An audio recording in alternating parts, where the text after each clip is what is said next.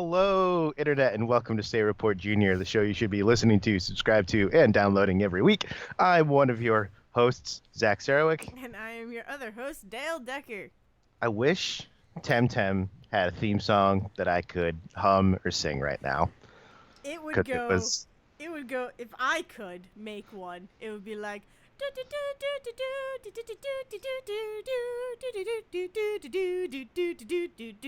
Tap tap.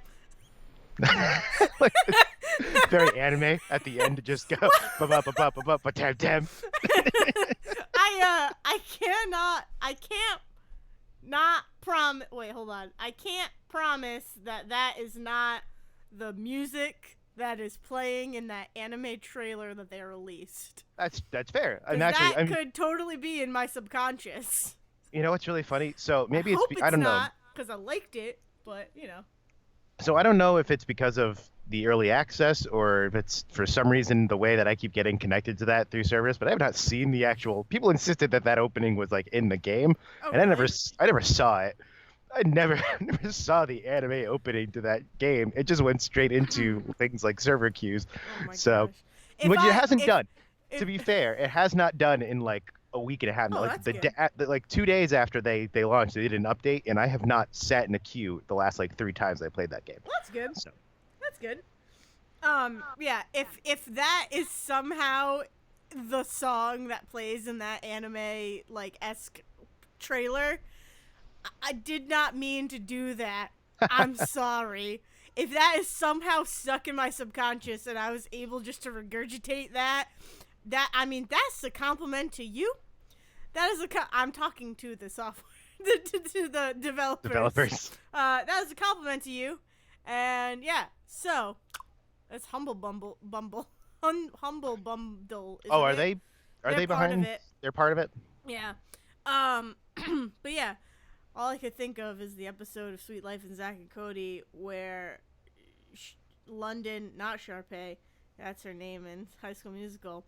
London and Maddie like helps London write a book about London's dog, and is basically verbatim a book that Maddie used to get read to, like a book that Maddie was read as a child, and so they had a whole bunch of copyright issues.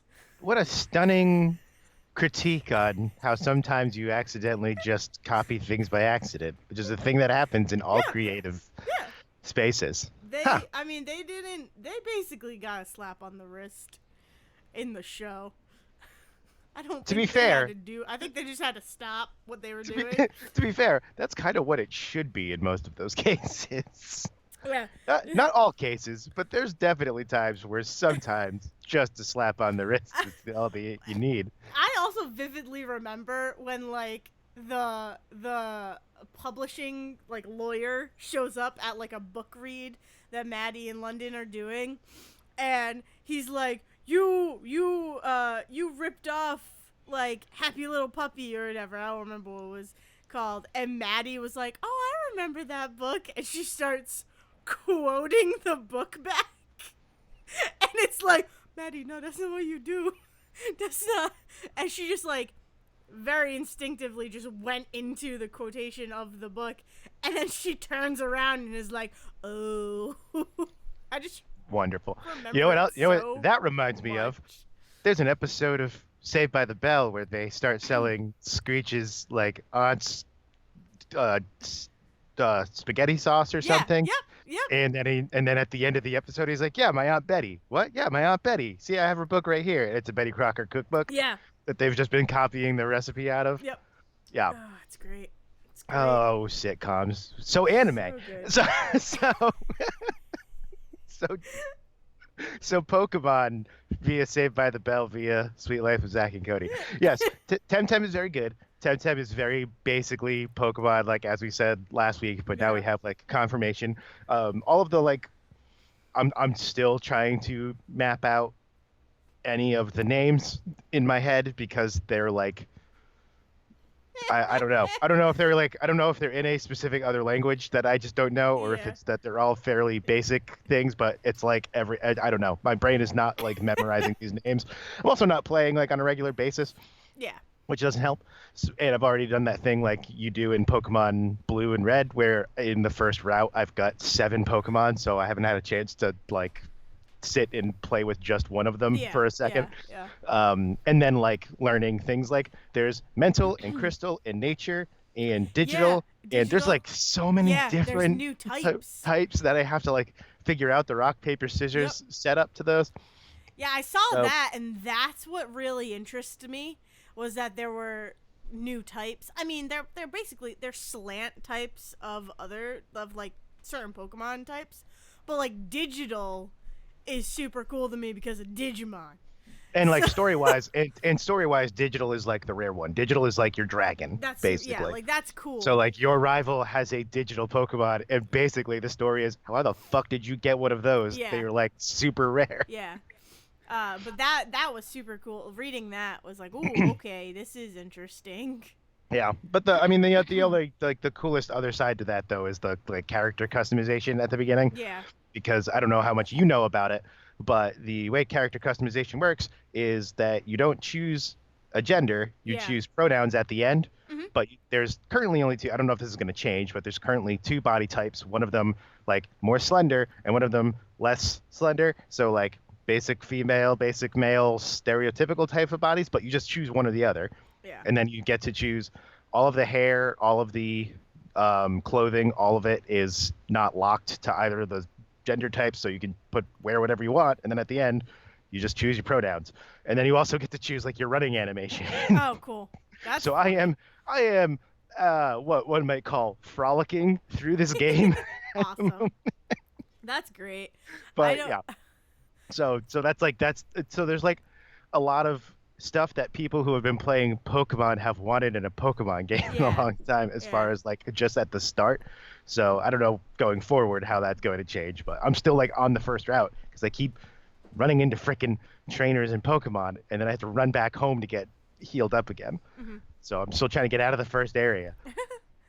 Yeah, that I guess that's my question of is like experience. Is there like a EXP share kind of thing, or is it just As of right switch now, training or what? so as of right now, it's like the same basic setup of like whatever Pokemon are in battle are getting experience. But pretty much every battle is a double battle in this game. There's Mhm. not a lot of single battling at all. Actually, I think it's just standard that it's your top two always go out, and then sometimes you run into one wild Pokemon, sometimes you run into two. But even if you run into one I say Pokemon, damn it, sometimes you run into Temtem. one. If you run into one wild Temtem, you're still going to throw two Pokemon at it. Temtem at it. And keep doing that.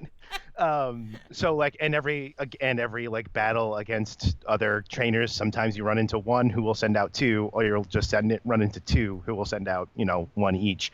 And those are the times when they're more likely to have more than one Temtem on them at a time and stuff Cool. like that. All right. Interesting. So so like it helps in that you're at least getting two Temtems worth of experience at a time as opposed to just the one.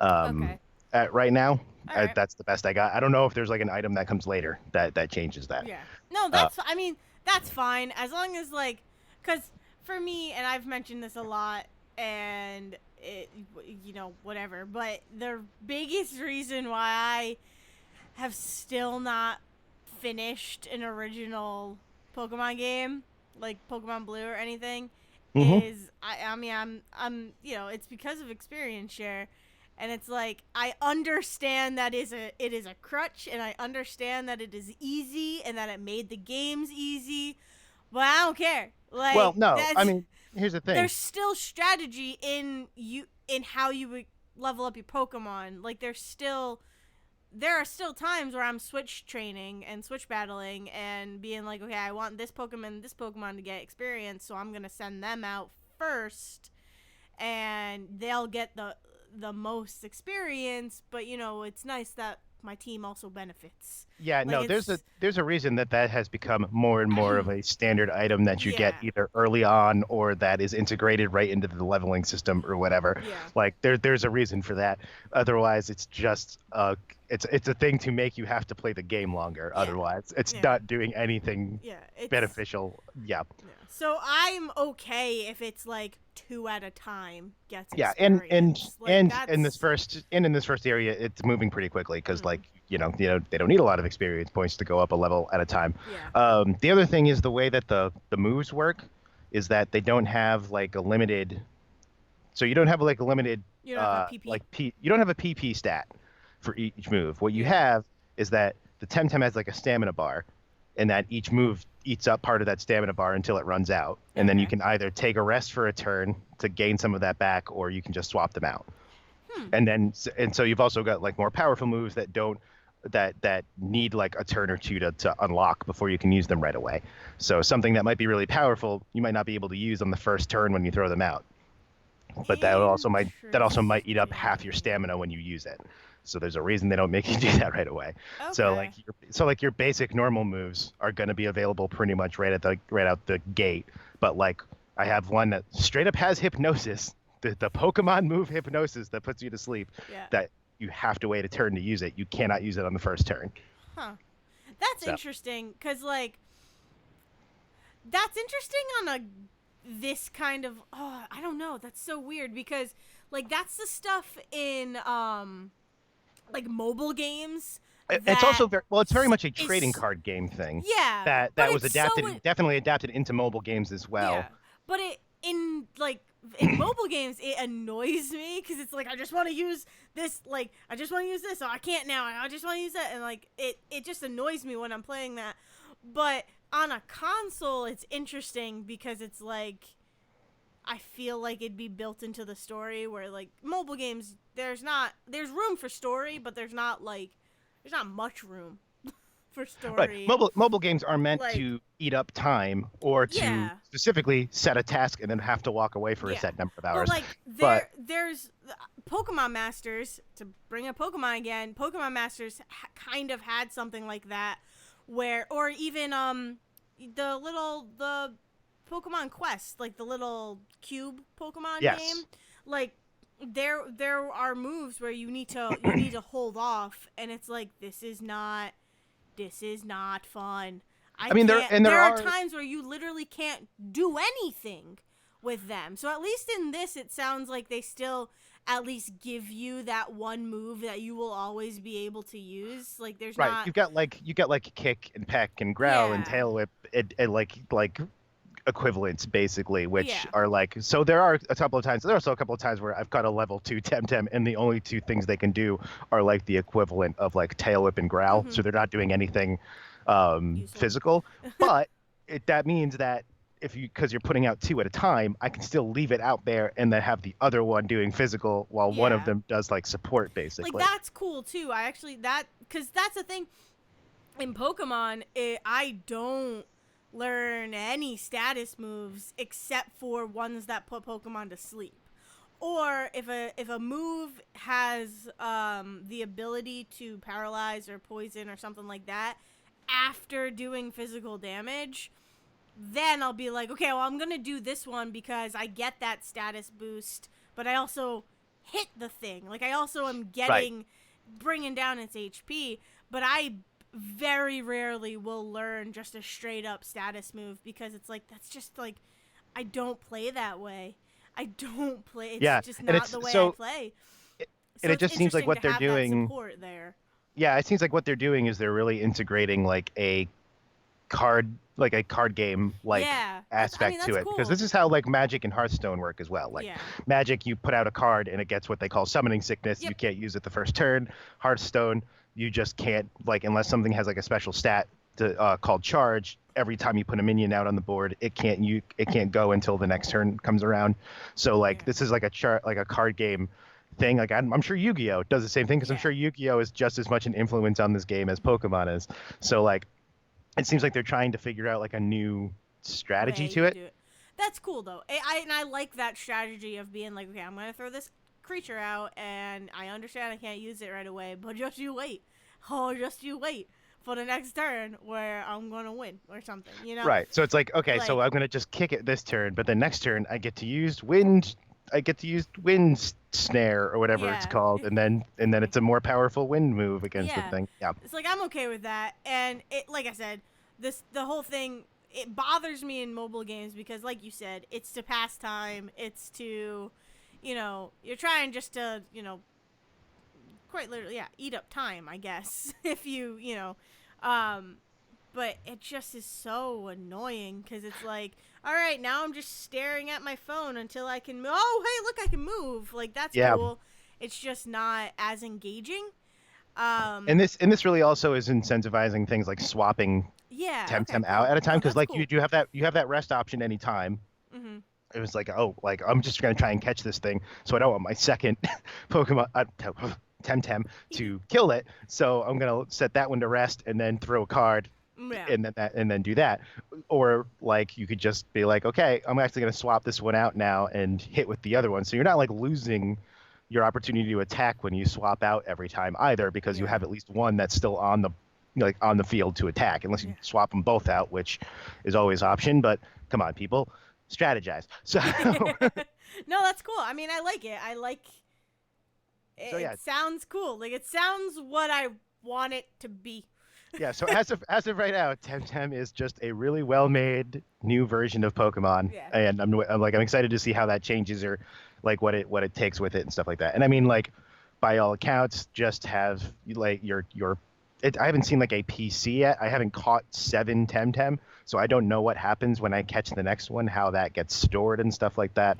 So Oh, and you we'll see. carry 7 with you? You don't carry Well, we 6? carry 6, Oh, so okay. I've caught up to 6. I haven't caught the 7th one yet, so I don't know what Got you. happens Got you. when I Got you. catch the Got you. 7th. Like no one's been like, and here's the PC button yet. Got you. So Okay.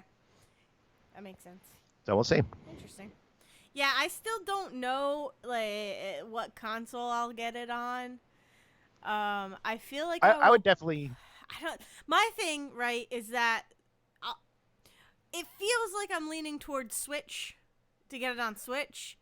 Cause I'm gonna be getting this game. Like I'm probably most likely getting this game, right? But for me, the whole thing with the Switch is that I can't play it on the go unless I Right, like have I would. Wi-Fi.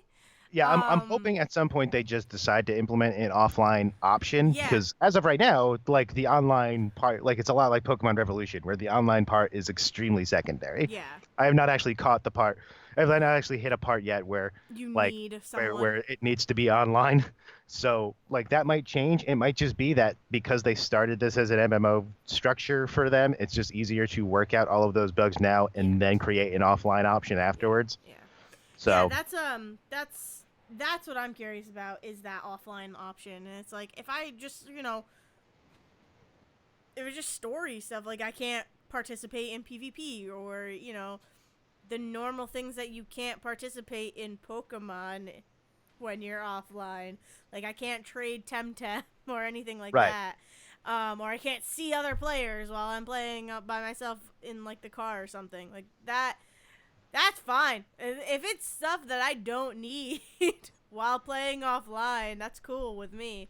But it's that's what's interesting, and that's kind of what I'm waiting for to see more information about that, about the offline Options. mode Yeah. options, if there will be.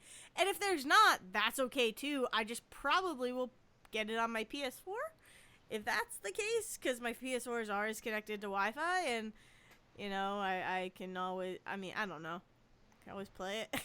It's interesting. I don't know. Who knows? But anyway, what else have you been up to?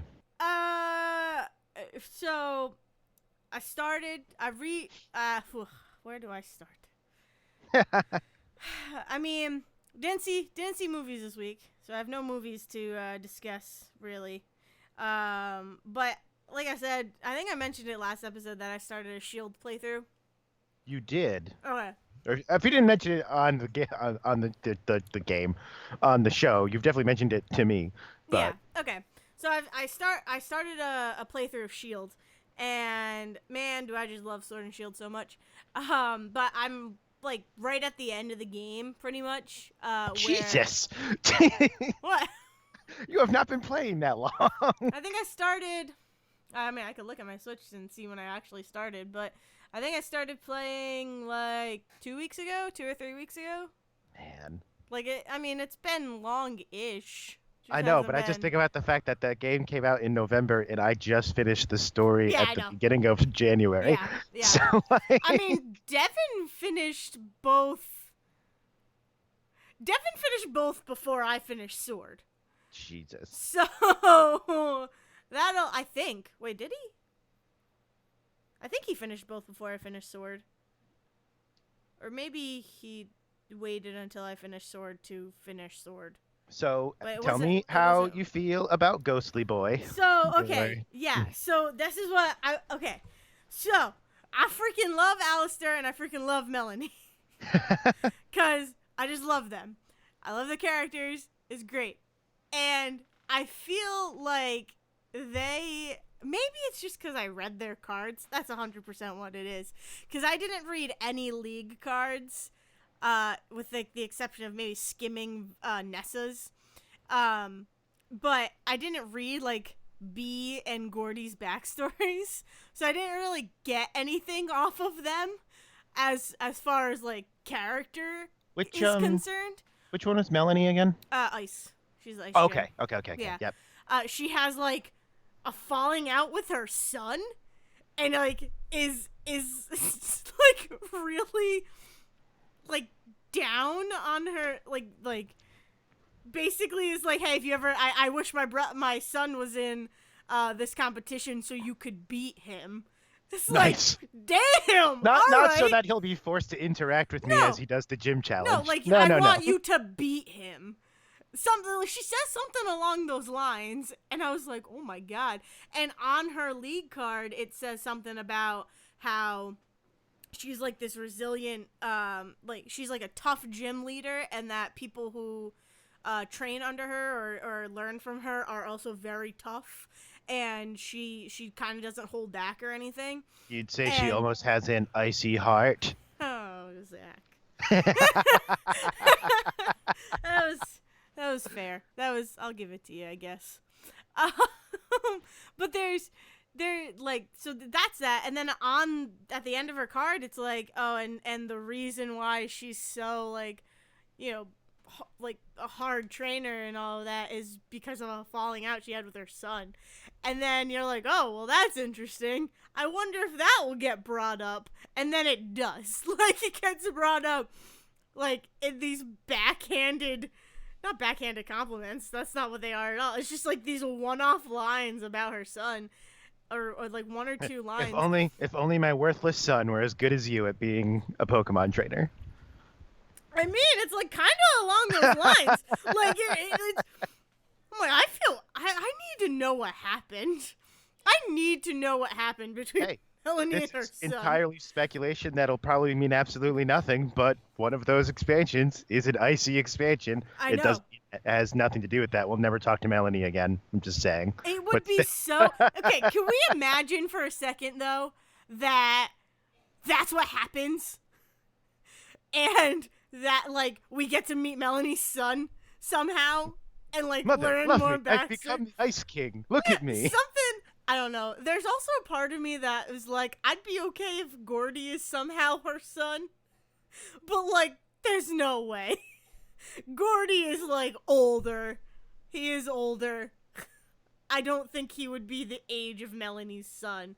I mean, I it's... don't know. Here's the thing. If I know anything about Japanese animation and Japanese games, those women are younger looking than they are or older looking than they are. It's Well, never clear. yeah, I know. Well, that's the thing. The cool thing about Melanie was, like, I saw her and I'm like, she has a son. That's crazy. I wonder how old he is.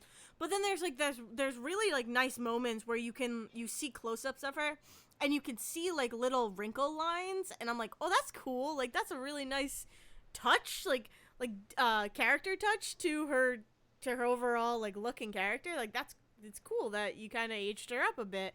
So it gives me that sense of, okay, maybe if she's like, I don't know, 40. Well, I was gonna say, if she's in her 40s, If she's in her you start the whole 40s. trainer thing at 10. Yeah. I mean, Unless you live in Alola, where it's 11. Because how they need dare to they. wait a year. Well, you They're got to do not that mature walkabout. yet. You got to get high on island drugs. I don't know. Gotta eat pancakes with your Raichu. Yeah, that's Um, probably more it. but yeah, so I don't know. But yeah, so I really like Melanie, but I really like Alistair because it's like he's just like a boy genius Pokemon master, and is like so But wears like a timid. shy guy mask, and Yeah, it's like I don't want to be around people anymore. and then I somewhere I don't know if it's said or if it's written on his card, but it's like he has a bunch of masks made just in case one breaks, and I'm like, Alistair, buddy, what's going on, bud? You need to talk. I will be your friends. Like, nah, I got Pokemon. Nah, I don't need to talk to humans at all. No, but I really like them. Not to say that I don't like that I don't like Bee or Gordy. I actually really do like them as well as characters, and I like their fights. Their fights are a lot of fun too. But you know, I felt more like I learned more about Melanie and Alistair somehow. Maybe just I was paying attention more. But yeah. So but Shield has been great, and I love my team. My team is so weird, and I love it. But I noticed something while I was playing Shields Uh-oh. at the end, and it's a lot about the. 'Cause we haven't been able to talk about this because you hadn't played the game. You hadn't finished the game. You had played the Yes. game, but you hadn't finished the game. So how do you feel about the Marcos Cosmos, whatever, organization just being brought up basically in a name? Do you even know what I'm talking about? I do, and what I remember is that I could not figure out for the life of me if that was the company that the chairman was the chairman of or not. Is that a separate company? Is that a rival company to the chairman? I no, I don't know. Yeah. So Okay. it's weird because I think I don't know because it doesn't get explained. That's the thing, right? Is that it's like his company, but you never hear the name of the company, so it seems like it's a rival company, but it's not. Or like it seems like it could be Olena's company, but it's not. Like they very clearly work for Chairman Rose. So it just gets brought up out of nowhere. Like I said, it gets brought up via the name of a person that you fight, right? Right. Yes, the So guy that you have to like track down get in the the key from. yes. So all of a sudden, right, you get to like this halt in the game where I think it's like the down like the one I won't say the one because there's other ones, but it's like that downfall of the game.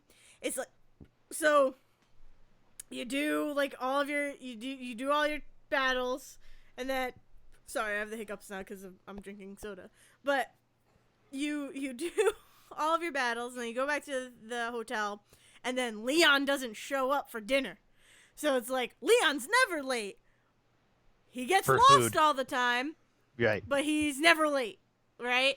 So I'm like, okay, well, okay. And so Hop's all nervous, right? He's like, we need to go find him. And they're like, oh, he's meeting with the chairman or whatever.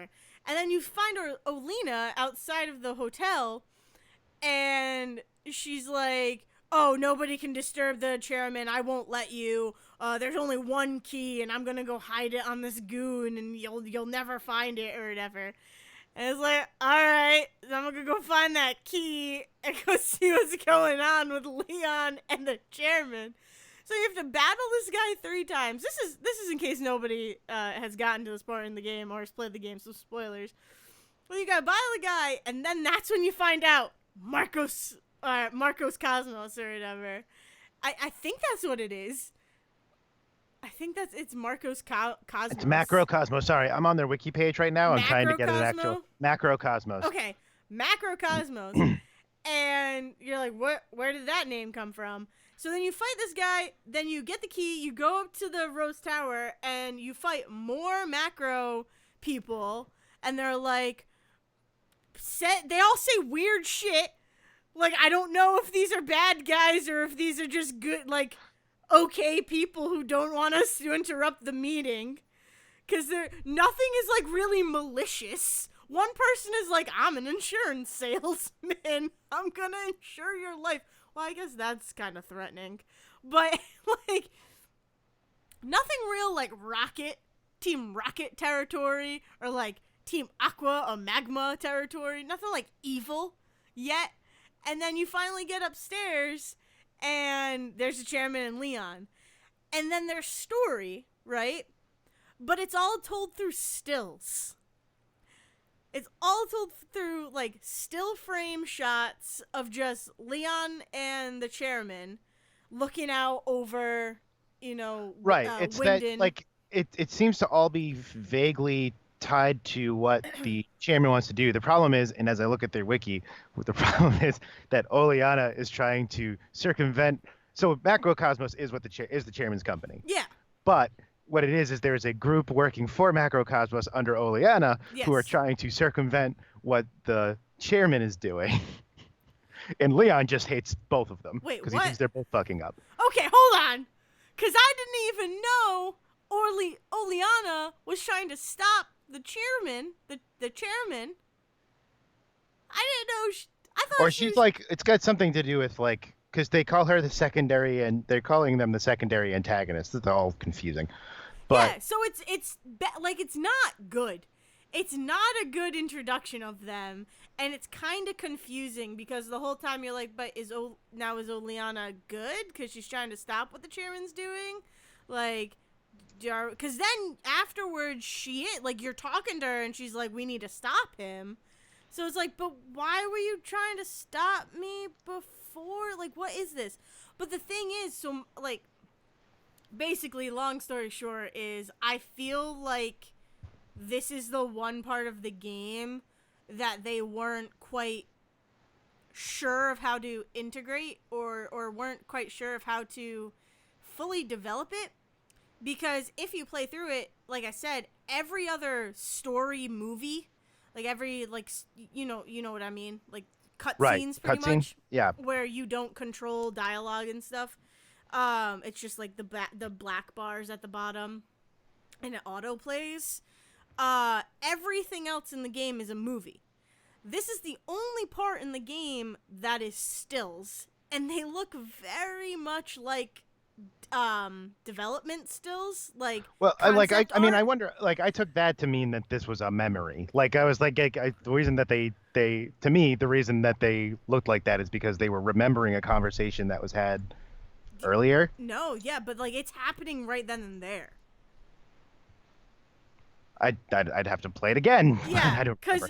because you have a point, because, like, going back to X and Y, a bunch of the story is told through snapshots and photos, because it is memories and it's telling stories. It's not what's happening in the then and now. It's all, like, relaying tales and stuff. So the fact that this moment, and it is, like, they are talking right there in front of you about this whole plan, because that's how it is presented to you. It is presented to you as them talking about that it is the then and now, right? So, okay, so you have these development, like, almost concept art looking things, and then it just cuts, and it's very bare. There's nothing really built there or anything. It just feels like I've never really noticed in a video game, in any video game before, of, like, oh, we weren't really sure what to do here. We kind of didn't finish this. We just kind of threw it in there to get from point A to point B. You know, because people bring up those a lot.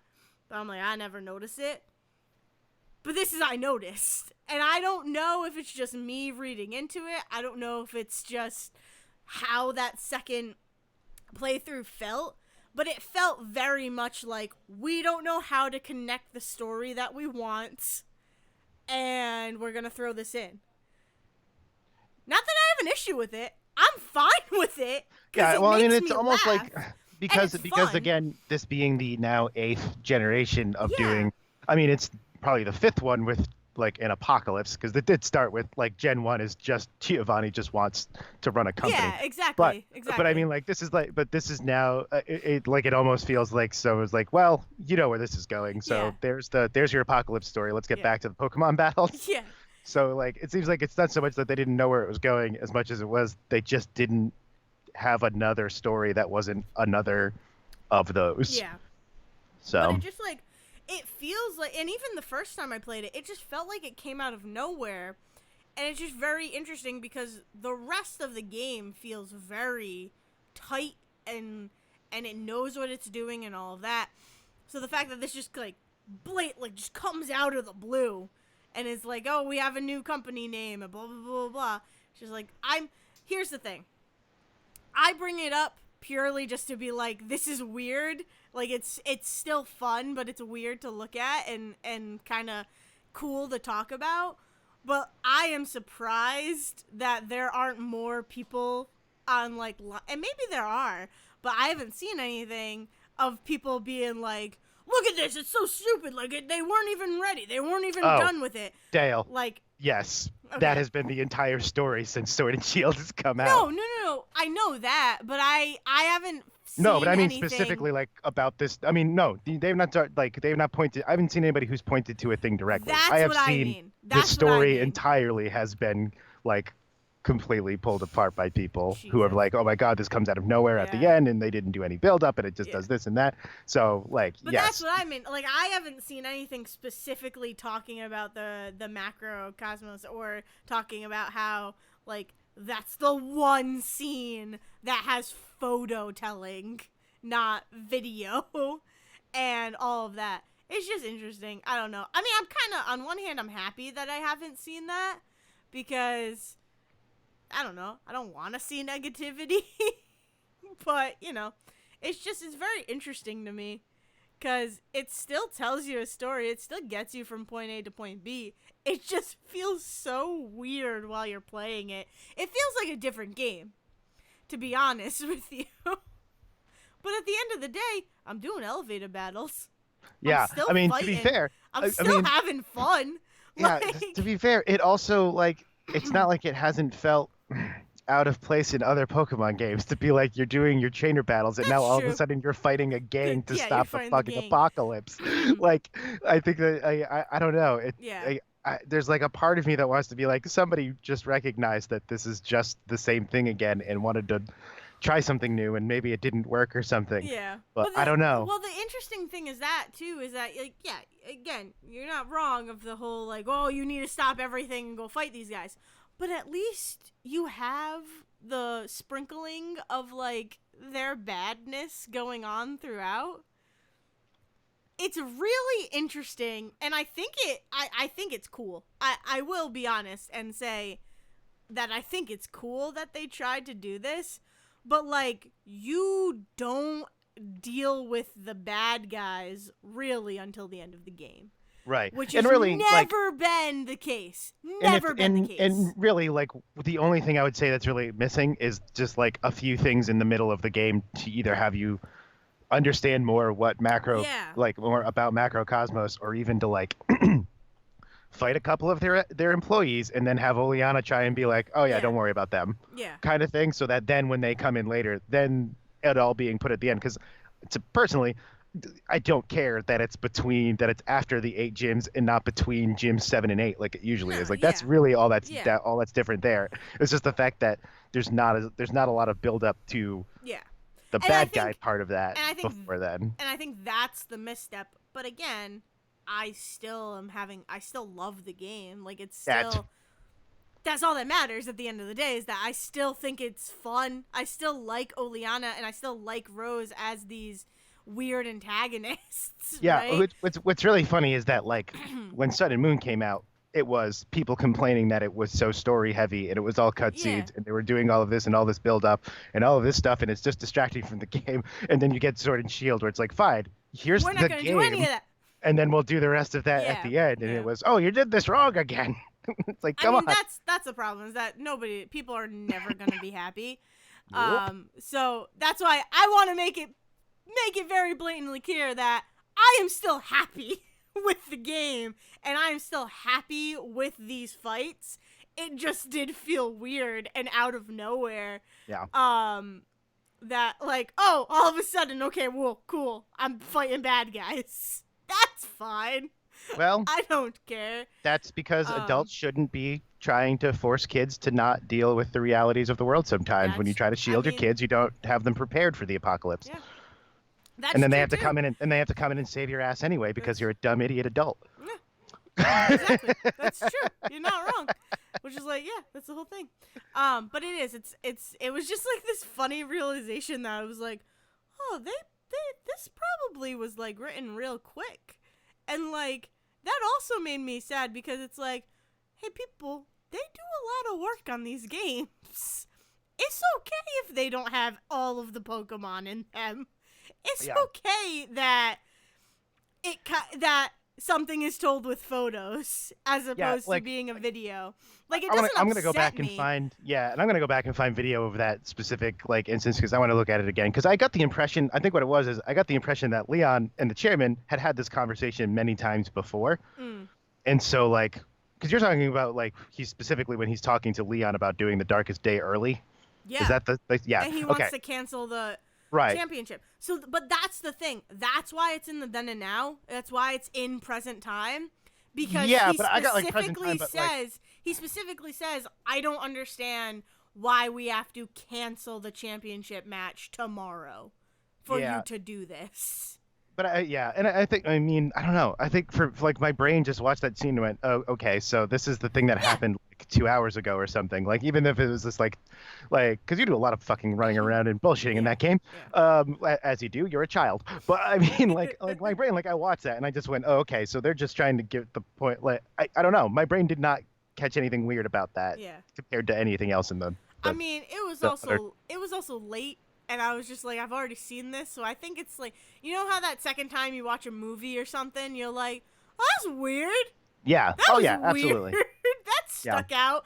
So it was just one of those moments, that just made me laugh, and like, is this fun? Now it's this fun little thing for me to be like, oh, look at this one part of the game that is like just It's through almost photos. it's almost like they were like, we're gonna do something weird with the filter on this to get your attention because Yeah, this is the yeah, part of the story you actually have to pay attention yeah, to. exactly.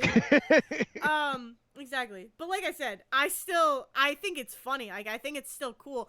And like I said, I think it's cool that it's interesting and a cool way to do it that you don't deal with the bad, like quote unquote, like, you know, you don't deal with the Team Rockets until the end of the game. Um but like, yeah, it probably would have helped They certain tried to like do the if they they tried to were do the like, weird yeah, if they tried someone to do showed the up. right Sorry. they tried to do the no they tried to do the weird red herring of Team Yell, and then it turns out that Team Yell was Yeah, nothing, yeah, and it's like but the yeah. problem was that They're like there just wasn't like sad because people like don't come because like their town's their been abandoned. town is Like, been abandoned is like bankrupt. Their town yeah. is basically bankrupt. um yeah, I think that was cool. I think it's cool. Like it's a really nice way to switch it up, and I think it works for the most part. But I think one interaction with a macro person before this moment in the game would have made it Yeah. that much better. It's still good, but it would have made it, you know, Would have been it would have would have, clarified it. yeah. It would have yeah. Because here's the thing. Hands down, never trusted Olina, and like barely trusted the chairman. And then it, you know, you get to the point where, oh, Olina is good now, I guess. My I favorite, don't my favorite know. part of the whole fucking Um, story for the chairman is that Leon's like, you're talking about a thing that's going to happen 50,000 years from now. Can we not put this off for a couple of days?" yeah, Like, no, we must do it now. yeah, it's crazy. Um, that's the Pokemon talk. I wanted to talk about the convention that Devin and I went to, but we've almost been talking for an hour. Yeah, we really have. We did a lot of Temtem Yeah, and a lot of we Pokemon did. again. Jesus. Okay, so I'm Well, gonna talk about. Well, no. So, do you want to share your story, and then I will quickly talk about the convention that we went to? yeah, because here's the deal. Is the convention a fairly positive story? Oh yes, Good, because I'm going to complain about a couple of things for a little bit, and perfect. then we'll sandwich, put that sandwich meat in between two positive bread slices. I got nothing. I tried so hard to make that analogy work. So, okay, two things. The first one is that the fucking Kingdom Hearts 3 DLC came out, and they Kingdom Hearted, Dale. They Kingdom Hearted Yeah. real fucking hard. Okay, so I was gonna ask about that because I saw you guys talking about something in the Discord, but I didn't pay Oh attention. my God, Dale. Oh my God, Dale. So do you remember at the end, like Kingdom Hearts 3 spoilers? Sorry, people. I'm just gonna spoil the end of that game because it's a year old, and I have to talk about this fucking DLC, which you just shouldn't play. Just go watch it, since it's 90% fucking cutscenes again, like the rest of Kingdom Hearts anyway. So, do you remember when we streamed Kingdom Hearts? And at the end of the Yeah, it game, was a there was year that ago. scene.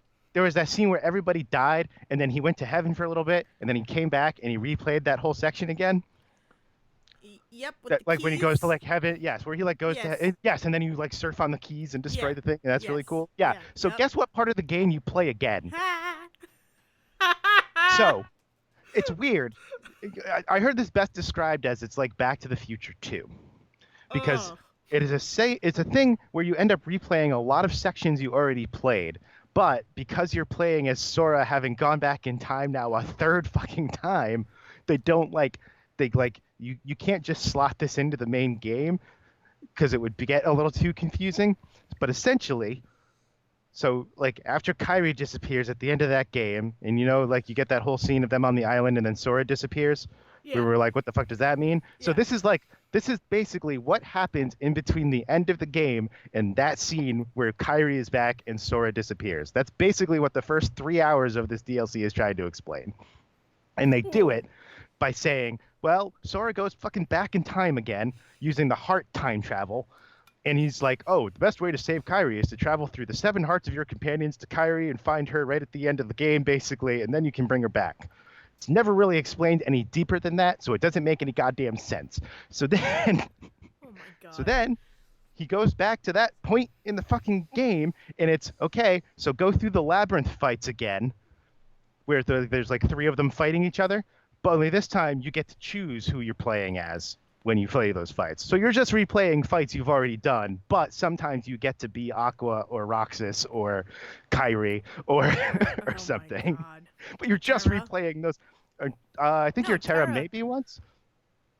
Well, no, because you have to fight Terra first because you Yeah. have to fight him as fucking Terranort. uh, Terranort first. Yeah. Yeah.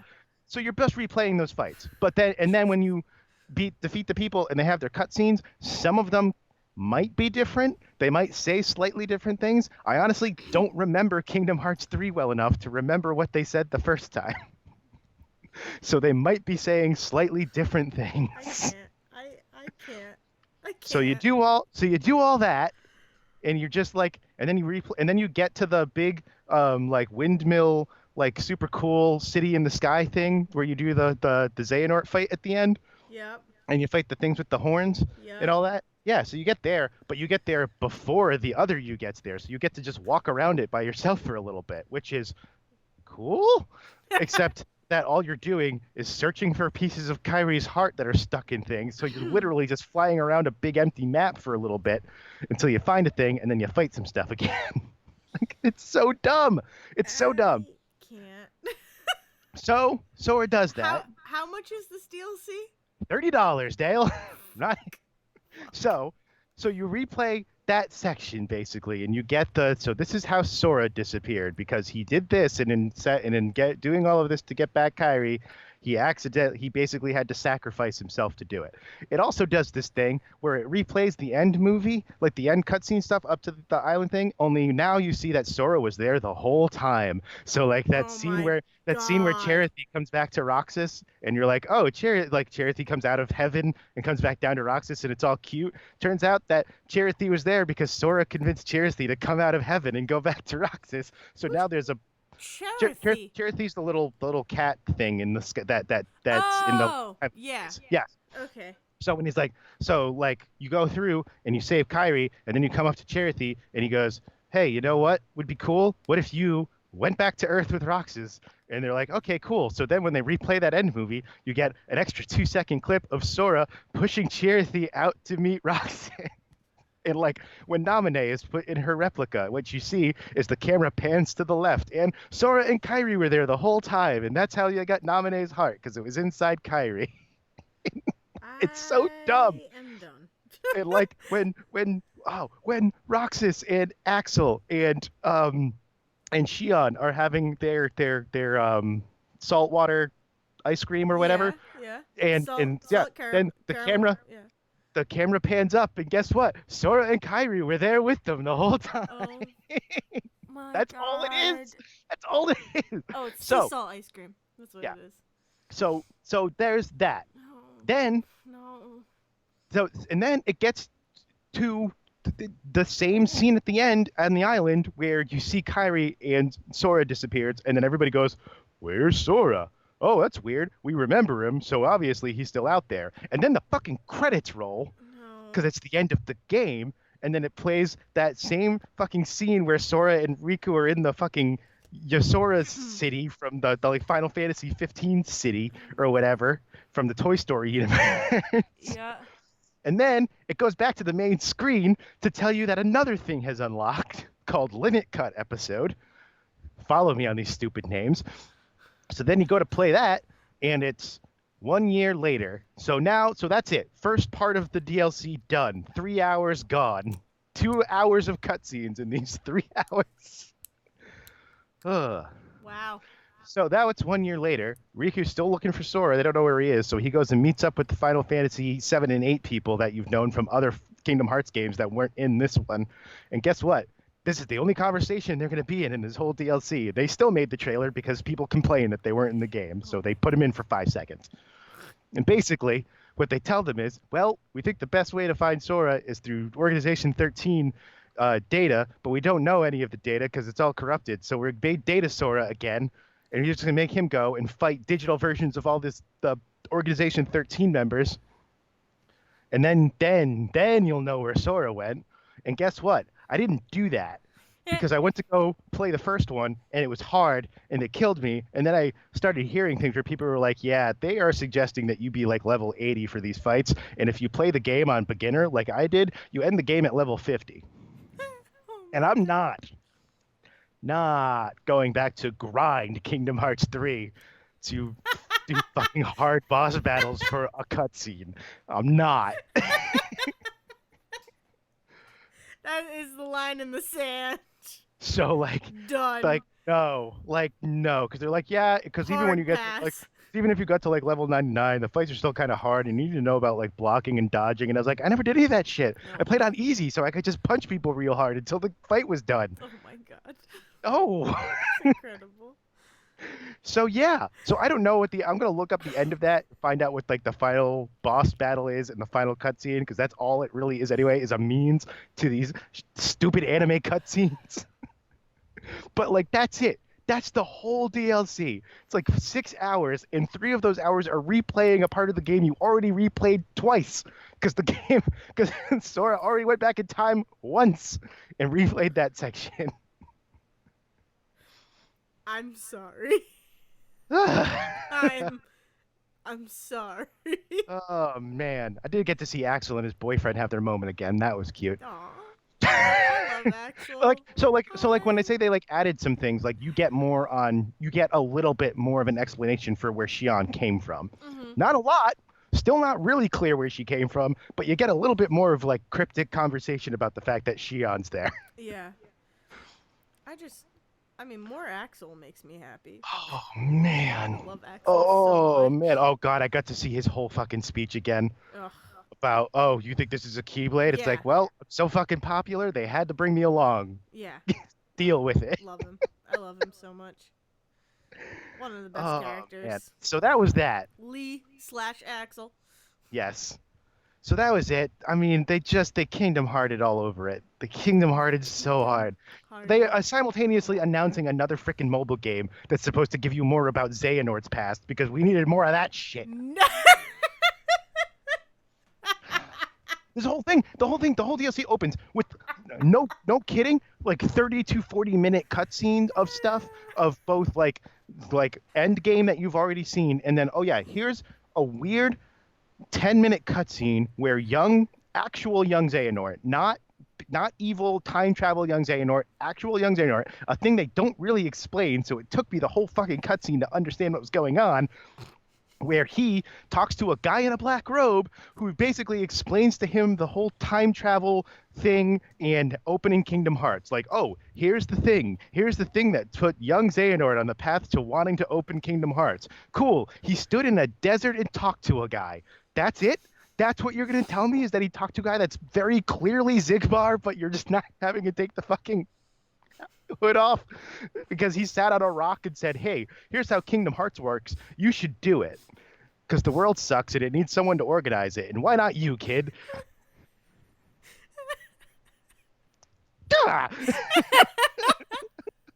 You need to stop playing Kingdom Hearts. I do. I And know guess that you what? stopped. I know that you already stopped. I know. The thing that sucks is that the next one's going to get announced and I'm going to play it because I want to Yeah. know what's different after Sora's not in this goddamn story anymore. He's gonna time travel again.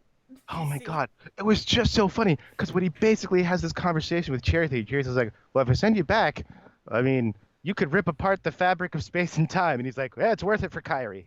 Send me back. Oh It's my like, God. okay, but you kind of have to sacrifice yourself. There's probably no coming back from this for Kyrie. Send me now. Oh, That's exactly how I would picture Sora talking and saying like, that. just like, For Kyrie! so he's like, no, for Kyrie. Send me Kyrie? now. Kyrie, send me now. Kyrie? Ah, Kyrie? so Kyrie? that was how I started my week. Then, Oh God. then I went to go see a movie that made me so mad. I've been trying to figure out all week how to explain my feelings about The Turning to you. Mm-hmm. And the best way I can say it, and I'm going to spoil this movie because you should not see this movie. Okay. And it's a horror movie, so I know you weren't going to go see it anytime soon anyway. And yeah, anytime soon. Yeah, that's a good point. At some So, point, maybe. do you remember when I told you that the only way that The Joker was an interesting movie to me was if that scene at the very end was supposed to reveal that he had been telling the story the whole time, and therefore you don't know what's actually real for the rest of the movie, and you got so mad at me. I mean, vaguely, I remember. No, I remember. So, The Turning Does that? has a reveal Oh, or a God. twist or something that makes me feel. I think I understand how you felt in that moment now. Because for me, it made the Joker more interesting, and for you, you were like, "That's the dumbest thing I've ever heard." And I was like, "What do you mean? It's so interesting to think about an unreliable narrator like that." And now I watch The Turning, and I'm like, "Oh, that's why." Because otherwise, the movie makes no goddamn sense. Sometimes a That's good twist ending incredible. or a good revelation at the end makes you go and like, oh, I want to rewatch this movie. And I want to see all the different things. Like The Prestige, it's cool to watch The Prestige after you know both twists of that Yes. movie Yeah. because then you get to see things that are going on. That's interesting. Yeah. So here's the thing about The Turning. Turning is a movie, a very quick plot, opening plot, because the problem is that this thing ruins the opening of this movie. So is that you have a school teacher who gets a private tutoring job, like live-in tutoring job. So she goes to move into this like creepy old mansion with what was supposed to be just the like caretaker, old woman, and the little girl. And she's hired to be a live-in tutor for the little girl. And then the brother comes back from boarding school. Turns out he was expelled for like violently beating the shit out of a kid. Jesus. And so he comes back. So now she's living with both of them, and there's a bunch of like weird ghost shit going on in the mansion, and as well as like she's trying to deal with the fact that this kid's like a creepoid, and she's also trying to help this little girl like open up because this little girl watched both of her parents violently die in a car crash Oh like my as they were God. leaving the mansion, which means she's afraid to leave the house now Oh my because God. like you have to go through the gates where her parents die. Jeez. So that's the whole setup. And then there's also this whole thing where before she goes out to the house, she stops and sees her mother who's in an institution because she's got like severe schizophrenia. She's like in a emptied out pool doing artwork Oh. and like refusing to interact with anyone else in the place. Hmm. Okay. Okay, that's the setup. So you're going along in this movie, you're seeing ghost stuff happen. It turns out that like the person who was the tutor before was killed by the guy who was like the riding instructor, and the caretaker, and they keep alluding to the fact that the horse guy that I just mentioned, I've already forgotten the word I just used. Uh, he was killed, and he may have been like they was in a relationship maybe with the old tutor, or maybe it was that he was assaulting her. It's all very vague about what exactly happened there, but ultimately he may have killed the old tutor, and then he was killed by like someone as revenge for that. And that's like a weird thing. And now their ghosts are haunting the mansion. That's like Okay. cool. So there's all this weird shit going on, and like he had this weird influence over the little boy, which is why the little boy's kind of a creepoid because he didn't have parents. He had this creepy, sex offender as influence. So you're like start to feel bad for the kid that he was like manipulated his whole life and stuff, and he just needs a better environment and all this. So you get to a point in the movie where where Kate, the main character, has decided she's taking the children and getting them all away from the ghosts in the mansion. Okay. The fear of leaving the house be damned. I'm doing this for your own good. Yep. And then one of the ghosts kills the old woman caretaker. So now we definitely have to leave because now there's a dead body in the hallway. Okay. Scoops up the kids, gets in the car.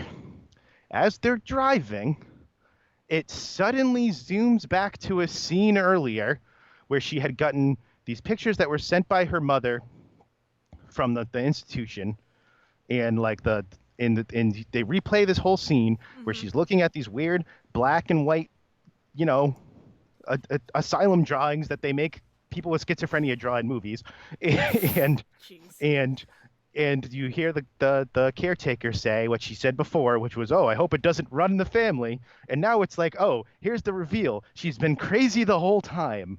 Ah. That actually there were no ghosts, and she's just been terrorizing this house." Except that doesn't make any sense because then why, like, when did she go start terrorizing the house? Like, did she get the job and then go crazy when she moved in? Did she? Oh, is she always this way? Because like the scene that plays out after that is that like she's looking at these pictures now that they've already shown you, and now she runs into a room where the kids are there. Caretaker's still alive, and she says a bunch of stuff to the kids about the people who are dead, and they're like, "We already told you they're dead. You're crazy." And then they run out of the room, and then they do this weird shot where she's like thinking about herself being like her mother, I guess, and then the movie ends. And there's no like explanation of anything. There's not like, Huh. is she saying that this whole thing's in her head and actually she's her mother in the institution? Is she saying that she's been crazy the whole time? Did she go crazy when she first got here? Did she ever actually have this job, or is she just another family member in this house? I don't know because the movie doesn't say anything. It just plays a scene and then credits. A scene that doesn't make any sense in any context and then Interesting. credits. Okay. Interesting. Like, So it sounds. I want to get the. I think it's The Uninvited. Have you ever seen The Uninvited? I have not. With the girl she was in. I think That she the was one where in. like the twins inside of her or something? No, No. No. maybe That's the one with no, the Jewish demon. Is the no. uninvited the one with the Jewish demon? Maybe it's not The Uninvited. It's about like a girl and her parents. I think her parents died in a fire, and then she goes to like this institution or something, or she goes to another building. I don't remember, but basically, the biggest thing I remember of it, again, spoilers for I think The Uninvited. Actually, it could not be. It has the girl who was in Sucker Punch, and who was the sister in Lemony Snicket's, I like do with I actually think I might vaguely remember what you're talking about. yeah, Yes. the original movie Lemony Snicket's with Jim Jim Carrey. Carrey. Yeah. She's that sister, the older sister in that. I think it's The Uninvited, but I watched it on a ship one day, like one time. I watched it in Kids Club. because we were like teenagers, so they were like, we can show you a scary movie. And again, spoilers, like the ending was like the girl basically was in an asylum, and she was the one who set the fire that killed her parents, I and then do like know what she movie you're. went okay, Yes, and she I went know what on movie you're like this talking about. whole she went on like Oh, this rampage kind of thing. yes, I had it for a second, but it's gone. But yes, I know which one you're talking about. Okay, that's what this sounds like Yeah, as an ending. except that like that's But clear. there was That's an clearly what explanation with happened. that Right. one. What's weird Um, about this is that like what happens is the scene rolls back to her looking at the pictures. So apparently she just in the minute she saw these pictures hallucinated this whole scene. Like that's what's really weird is yeah, that they're like if you're going to say that she's been interesting. seeing things around the house and terrorizing this house by losing her mind, sure, I guess that's a route you could go. I mean, But that's a there's never been a trope that moment happens. like That's been like done. aside from dreams, there has never Yeah. been an indication that she just like zones out for 20 minutes and then thinks that things have happened and then they didn't happen. Well, You know what I mean? here's my Like question. a Yeah. whole Well, like a here's whole my scene question. plays out. Is that usually in those situations, and based on what you just said, it doesn't seem like it gives this explanation, but usually in those situations, it will also show like the kids not being creepy. Like so what happens is So she runs into a room with the kids, the yeah, room looking exactly like the room did the rest of the movie, which was like I don't even know. It's just like some movie with a bunch of like random or some room with a bunch of like furniture strewn about it. So they're just sitting in there. And she runs in and she says stuff about the ghosts. And they all went, no, we already told you they're dead. Stop being crazy. And then they walk out of the room and you hear one of them be like, man, is Kate crazy? And the other one goes, yep. And then it goes to credits. That's it. So it's not like there's like any sort of resolution to like she's arrested for terrorizing this family or yeah, something. but so Or there's like no she doesn't go anywhere. yeah, Like it but doesn't do anything. so my question is like, is the boy really a creep kid? I like And right. is the girl really scared to leave the house? Exactly. Those are my Like, questions. is it that she's scared to leave the house, or is it that she's scared to leave the house with her? I Yeah. don't know. And I Like guess that's kind of what they're alluding to, except that like, it's not like they ever. I don't know. because that's It's the thing. In those situations where like I've heard or I've seen or whatever, it will show like it basically she sees the kids as the polar opposite of what they are, and like but it doesn't seem like it tells you that. right. There's no moment. There's no. So that's There's also no what I moment where don't they replay the scenes where get. things weren't actually there. You know what I mean? There's no Yeah. scene. There's no moment where they replay that. There's no like montage of scenes where she's like running around the house going, "Oh, there's a ghost," and really she's like shaking one of the kids and like scaring the Yeah. crap out of them or Yeah. something. Like there's no indication of what was actually happening, so I don't So know how that's to the put that issue. scene in context Yep. to the rest of the Yeah, movie. because you need that. You need those scenes of her running around and all of that. You 'Cause need those scenes in Joker where it shows you that his who you thought to be his relationship girlfriend, never yeah, happened. that his Yeah. relationship never happened. So you need those scenes in order to make that ending of the turning make sense. But they didn't do that. And it's like, and it's almost like someone went, "Oh, that's the cliche. We're not going to do that." It's like, no, the cliche is saying that it didn't happen in the first place. Yeah. You add on the cliche of the montage because it has to support the cliche you're You already need to doing. explain what you're doing. Right. Yeah. Even if like what happened was, as she had that rollback scene that still whatever is bad, but whatever. And she runs in the room and terrorizes the kids again. And finally, like the caretaker says, "This is enough. We're calling the cops. You're out of here. You never should have been hired for this job or something." Yeah. Because Well, like I want to know if the caretaker is actually dead. So she's not, right? no, because she's standing in the room having a conversation. So like that's weird too. Like it's Oh the my fact that God. she like it's the fact that there is like a literal like from that scene that she's replaying to the what would have been the end of the movie with her driving off with the kids. It's like the nighttime. There's like a hours difference between those two scenes in context of what you see. So it's like she gets these things from her mother. The caretaker makes a snarky comment about her having about schizophrenia running in her genetics or something. And then there's like a 6-hour jump to that night where she gets out of bed and Weird. decides she's going to take the kids. Weird. So, Weird. Yeah, no, that's weird. That sucks. oh man. I'm that sucks. Ah, it's unfortunate too because it was a fairly okay movie up to there. It Yeah. wasn't going to break any, it wasn't breaking any bounds. But if it had ended with them getting out, it ended with them getting out. Sure, end of Yeah. movie. Yeah. But Damn. tell me about this convention. I need to Yeah, come down from so this. the convention was like pretty wholesome and just like really nice. Like yeah, it was okay. So this convention that Devin had definitely talked about on their show a little bit. So if you want to hear his side of it, you can go listen to Say Report. The last episode that just came out last night. Today. When did it come Sometime. out? Sometime. Tuesday. Oh Today's yeah, because Tuesday. It so came it out came out already. last night slash this morning. The Yeah. problem is that this episode won't go out till tomorrow. So that's Yes. the yeah. Yeah. So that's how. Oh yeah, that's hard. Oh crap. Anyways, Anyway, so you can hear what Devin said about it. But yeah. So it was in Maine. It was in Wells, Maine, at this community college, York Community College. Um. And so it was a free convention. It was like their first year doing it. And it convention is not how I would explain it. well, I would back up explain for it. like 2 seconds in Yeah. that I didn't listen to that episode yet. So what is the convention Oh, for? okay. So it was basically just I guess it was more an artist convention. Okay. I don't know if it ever was given a name. Basically, so Devin Like a and local art show kind of kind thing. of, in a way. So, okay, so Devin and I'm pretty sure we've talked about this. If not, quick story time. Devin and I used to go to a comic book shop slash art shop in Wells that was owned and run by one of the original artists for the TMNT comics.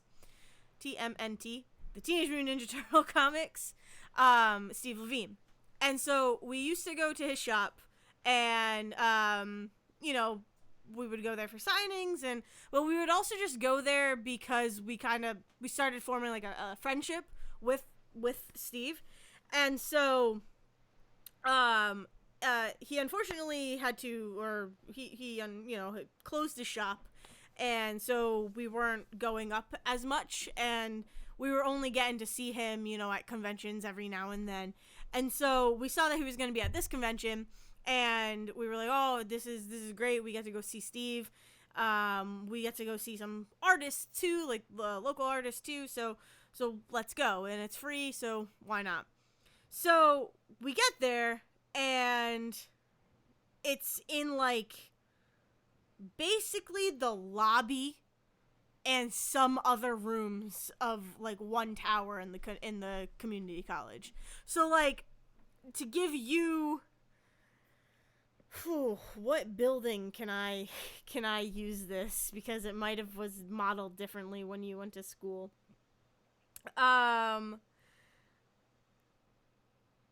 Think of the equivalent of like the best, honestly, would probably just be Donovan. Like, think of the Donovan Dining Center at Rhode Island College Right. being like a convention area, which it Okay. definitely has been before. But it's way smaller than that. It was basically you just walk into this foyer, you walk in and there was a big hallway and there was a room off the side, and then there was basically just a giant like common area where I have no doubt was like a study area, kind of like a student union. That's the best way to describe it. It was basically like a student union, where there's areas for you to study, areas for you just to sit down and hang out with your friends and talk and do all that. There was a computer area upstairs. So, yeah, student union is the best way to describe it. So we walk in, and I realized that it's mainly just artists, and there were some crafts there, but it was mainly artists. But there was also a few like promotions from the college going on too. So like Oh yeah, that's courses, probably part of the like. yeah. Yeah. So you could like they were describing courses that you could take at the college. So I'm like, oh, that's cool too. So you got like this dual thing going on. But we find Steve, and he had like he had the back. He was like one of the last artists you got to see in the main, hallway. And so we go see him, talk to him about like, oh, he's like, oh, I say, guys, been a long time no see, blah, blah, blah. And he's like, yeah, I was able, and like, he mentioned how he basically was like, oh, I'll call this person, I'll call this person, I'll call this person, I'll get all these people here. And the convention people were eventually like, that's enough. I think we have enough. We appreciate it. But he's like, sure, I could get more. So it was a lot of like, it seemed from my perspective, and that Steve Levine was like, yeah, I can get these artists here if you need them, if you want them. We're not doing anything. We're a little bored. Yeah, Come on. So that was really cool to hear too. But it was great because it's basically my favorite thing about a convention is the artist gallery and the artist alley areas. Just because I really like art. Like I just really do like looking at art and looking at people's interpretations of things. And I can get lost in like an alley, like a artist alley for the entire convention if I'm not pulled away. So it's basically just that. Which was awesome. And so but it was a little weird. It was like a very awkward convention. Like it was awkward to like get our bearings and be like, all right, this is more like an expo, not like when you think convention, when you hear convention, I feel like there is an automatic thought of, okay, this is going to be in a convention hall. There's going to be a lot of booths. There's going to be a lot of people. No, this is an expo where you have maybe 20 booths, like maybe 15 booths, of just artists, and then like a little bit of crafts here and there. And like there was a silent auction, so that was cool. So You are describing. Sorry. You are describing things that I did in Silver City with the college. You are okay, yeah, describing straight up like just like book, like there's like a book thing that they would do every couple of yeah. years. That was like, here we're gonna, like they would do stuff all over town as far as like readings, but then there was like one specific area that they would have like the book sales, which is like everybody has tables set up for the authors and all this stuff. So that's It was I get exactly what you're talking yeah, about. so like if I had to like equate it to something that I did in school, we did like event fair, not event fairs. Well, we did do those too, but we did like club showcases, like club fairs. Yep. So I had like a table that was dedicated to getting members to join the film society, right? And there was one held in like the fall, one held in the spring. So there's one in the like the ballroom of the student union, and then out on the quad. And it is like you basically just sit at a table for like a couple hours and you try to get members to join your club, right? So that's kind of what this felt like, is that it was basically just an art fair, but with like higher level artists, like People who had been professionally paid yeah, before. exactly, who have been pros. They've been in the game. But then it's really nice too at like something like this where you have kind of, I don't want to say amateurs because they're not amateurs. They're just not as well known. They're not, they're probably getting paid through commissions and paid through these types of events, but it's not, they haven't seemed to have like broken into the artist world. Do you know what I mean? Like they're not just starting out, but they're not, they haven't made it big. So Right. It's nice to be able to see those artists too and be like, hey, I'm going to support you because, I like your stuff and all of that. And it's nice to see that you guys are here and that you're doing stuff, and that's cool too. And that you can your art is like standing up against and next to uh people who have been, you know, drawing for Ninja Turtle comics, or, you know, um other comics, like, you know what I mean? So it was really Yes. nice to see Yeah, that absolutely. too. Um and so, like, most notably, I bought some stuff because like I said, it was a free convention, so I didn't feel as bad like spending money on art. Um Plus, like, people there weren't trying to like break people's banks and whatnot, so it wasn't that bad. But I do want to like give shout outs to some of the people who I bought stuff from, and give like little stories, because I did get to like interact with some of these artists, which is just cool because they're, a lot of them are just really chill and like calm and not like uppity, and I have found that with, even, you know, like I said, professional artists, where it's like you can just have a conversation with an artist. Like, you can just have a conversation with these guys and it's okay. You don't need to like try and impress them or do anything like that. You know, even though they illustrated your favorite comics growing up, they're people, and they are kind of big about showing that and having conversations with people. And that's kind of how I've always felt going down Artist Alley, is that I can talk to you guys and not feel like intimidated in a weird way. Artists um are people too. yeah. So it's, and I don't like mean that offensively. I think that's good. I think it's cool that I can have a conversation with an artist, and that people are chill. But so, um there so when we first, like I said, it was awkward kind of getting our bearings. So there was like this hidden room off of that big long hallway, and it was like to our right. So we kind of, I missed it our first time around, our first like walk through.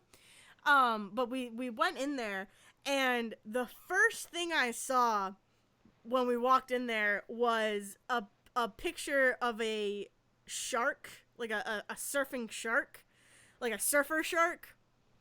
So it was like a shark guy, and he had shorts on and sunglasses, and he had a surfboard, right? And it had a surfboard. And my instinctive, like, like, had no control over my reaction. I could not, involuntary reaction was just, huh! because because it was a shark, and it was a surfing shark, and it made me happy. So that was my reaction. And the artist was like, "Hi, I'm sorry I scared you.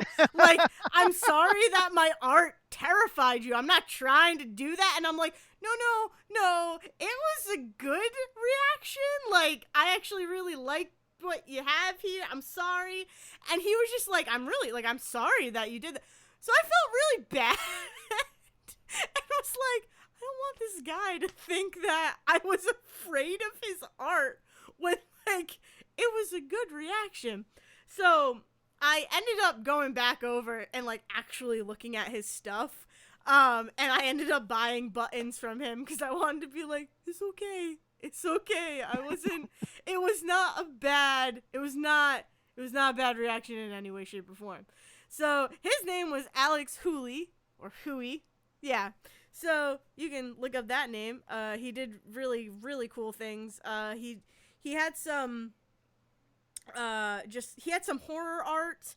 He also had like classic quote unquote classic, like Hey Arnold art and SpongeBob art. He had the shark. He also was developing his own comic book, so it was cool. He was really good. And another person who was next to him, who was kind of like a child's artist. She really did, you know, children's books and like children comic books, and she went to like Kids Con and talks at elementary schools and all of that. And she's more cartoony esque and like caricature esque. So her art was really good. Her name was Emily Druin, and she was offering commissions of like you could get yourself yeah.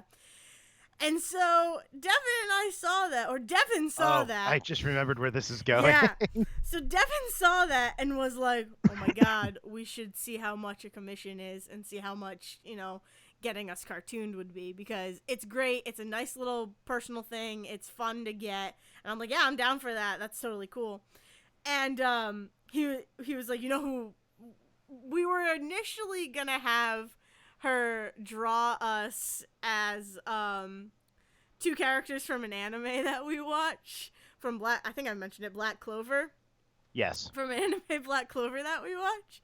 We wanted to get drawn as the main characters from that. Two of the main characters from that. And then I don't remember how it got into his head, but we were flipping through I was flipping through another artist's book because he had like a score bunny, like a really nice watercolor score bunny. So we were flipping through and we left to like get some air because it was really freaking warm in this hallway. So we left to get air, and Devin was like, I was just looking at that guy's stuff, and you know what I would want us to get cartoonized as? And I'm like, and he's like, you may have the game in your car, right? We may have the game in the car right now. I'm like, oh, you mean River City Girls? So Devin and I got ourselves drawn as the River City Girls, which was an experience. Because basically we went up to her and we were like, so we want to get cartoon, we want you to draw us as these characters from the River City Girls. And she's like, I don't know it, but I can certainly look it up. And so she looks it up and she's like, all right, so do you like, who wants to be who? And so we're talking about it, and she's like, so, and Devin was like, yeah, if I can be the one that has a blue jacket on. And she's like, yeah, because I was wondering, like, I see two girls here. And Devin was like, yeah, that's fine. No, we're good. Like, that's exactly what we want. And she was like, okay. So she basically took pictures of us. And then we were, like, free to walk around the convention. And it only took, like, an hour, maybe 2 hours for her to draw, because she had other ones. But just her being like, yeah, I see two girls here. And us be like, no, it's okay. Yeah, that's what we want. We're fine with that. Devin's like, I'm fine with that. It's perfectly okay. And so she draws it, and it is freaking incredible. How she was able to capture us as the River City Girls. Maybe I will share a picture through the Twitter, and maybe Devin will share one through their Twitter. But it is so freaking good and just totally encapsulates whatever how River City Girls like affected us and meant to us during 2019. I've seen this drawing. It's a very good drawing. So good. And it's like it is like kind of caricature, but like a step above caricatures, and like maybe even 5 steps above, because you have we also look like the River City Girls. Like it's a really good meshing of the two art styles. So she was great. Like I said, Emily Druin. It's Drouin. She was great. Another guy who I saw who is like a artist for trading cards, which you don't even think about artists who do trading cards, so that was really cool.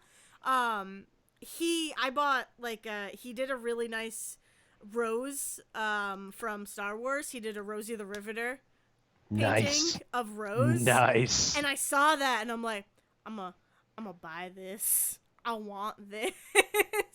And it's beautiful. Like I absolutely love it.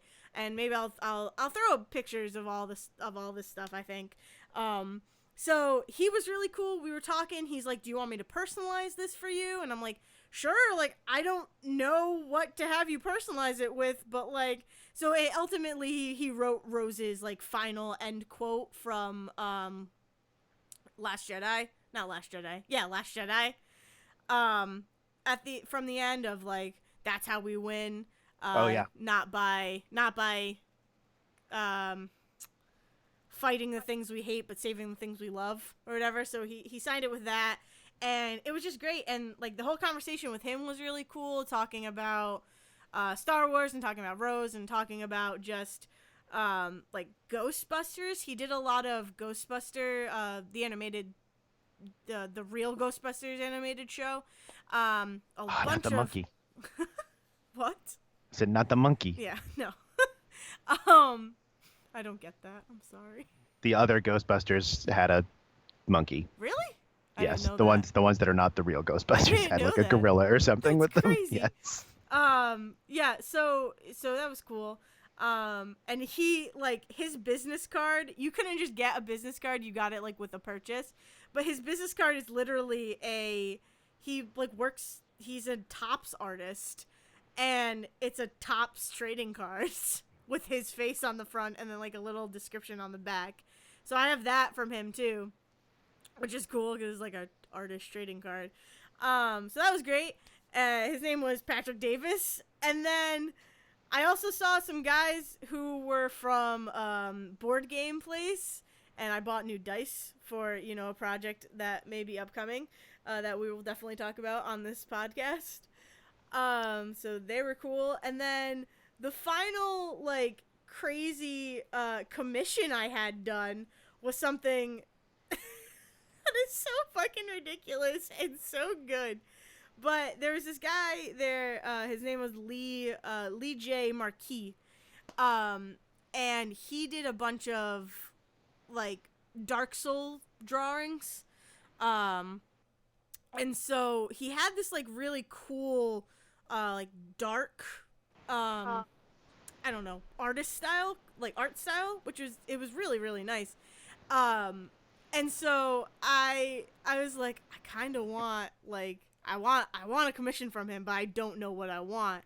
And so I was talking to Devin about it, and he's like, why don't you do like a Cerbeevee, a Cerbeevee. Oh, okay. Cerbeevee. Yes. So this is something that Devin and I have talked about before. Was like the 3 original evolutions, Vaporeon, Jolteon, and Flareon being like the heads of a Cerberus, and like I've also mentioned in conversations that like I want a Hydra EV somehow with all of the heads.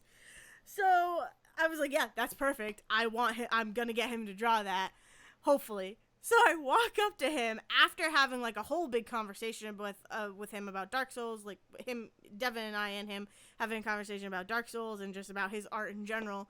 And he also does a webcomic, so we were talking about that. So I walk up to him and I'm like, so this is a crazy request, and I understand that, but if you have time, because we're nearing the end of the con, how would you feel about drawing a Cerberus Eevee? And he was just like, what? What? I'm like, so basically it would be an Eevee body and then the heads of Jolteon, Vaporeon, and Flareon. And he was just like kind of dumbfounded, but he's like, that sounds incredible. I don't know how I'm gonna do that. And so he's like, he's like, can you give me an order of the heads? Like, how would I even do that? And I'm like, so basically, Flareon in the middle, and then Vaporeon and Jolteon on the sides. And he's like, okay. Tell me, horrible clockwork god, how would you put this abomination together? Exactly. So I'm like, here, and then he was like, do you want them to be cute? Do you want them to be menacing? I'm like, that is totally up to you. I want this in your style. I want to see what you can come up with. And the best part is that he was drawing Leon from Sword and Shield. And it's just like, so draw this, like, beautiful, like, drawing of Leon, right? And then please just draw me my monster. Please draw me my horrible my golem. monster that I think is adorable. I took up a thunderstone, a leaf stone, and a firestone, and I smashed them all up into little bits, and I made my Eevee snort them like cocaine, and I Yup. wanted to see what happened. Yeah, So exactly. And the Cerbeevee was born. So it was so much fun watching him draw this because he's like, "Do you want it pencil, color? What do you want?" And I'm like, "As far as you can get with it, I'm fine paying. Like, if you don't have time to color it and ink it, that's fine. I just want to see what happens." And he's like, "That okay, fine." So he starts sketching with a blue pencil, and he's like, "I guess like he's like, I made the body too big, and now I have no room for any, like, it's gonna be sitting. And I'm like, "That's fine. That's okay. That's gonna be sitting." And he was just like, "Okay, cool. And like, it was really, really cool to watch his brain work as he was drawing this crazy request that I just made. And it's something that I feel like you don't usually get to watch on a day-to-day basis, of just like the inner workings, the just an artist's brain working at drawing something. And I think it came out incredible. And he was like, "I don't know, it's not that great, but it's something." And I'm like, "You need to understand, man, like, this is better than I imagined it to be." And like, you added the tails, which I did not expect. There's the little floof there in the front from Flareon. It's perfect. It is perfect what you did. And he's like, "I am just so appreciative. Like, thank you so much." And I'm like, "Dude, no, you did a great job." He's like, "I don't know, but I need to post this picture, and because it's so good and it makes me so happy." And that's it. Go to conventions and see artists and have and request crazy things. and we'll go on a Twitter hunt for people's like Twitter names and stuff, so we can credit them with all that, and Yeah. I'm sure follow all sorts of weird art and cool art that they have. Yeah. Oh, and the game store, the board game store, is called Milk Comics and Games. Yep. Cool. So yeah, it was fun. It was a lot of fun, and I got some really great art, and I got great art from Steve Levine as well. So I was able to, still get some turtle stuff in there, and I'll share those as well. But yeah, it was great. It's a good time. That's it. Yay! Yay! Positivity. It was a long episode. It happens. There were a lot of feelings I had to get out, and we talked about Temtem longer than I expected to. So I talked longer about the convention, but that's fine. That was happy talk. Yeah. So you can find, this has been Say Report Jr., a podcast you should be listening to, subscribe to, downloading every week. You can find us on Twitter if you search Say Report Jr. You can find us on YouTube if you search Say Report Jr. You can obviously find us wherever you're listening to us right now, plus Spotify and other podcast stuff. And then you can find us individually. I am at Zerwisky. And I'm at Dale's Brain, and I need ice cream. Take it away, Liz. Thank you for listening to The Say Report with your hosts, Dayle Decker and Zack. Please follow the guys on Twitter and Facebook by searching for The Say Report. And you can always subscribe on your podcast channel so this is delivered straight to you and you can enjoy it every week. With apologies to your mother, we'll see you next time.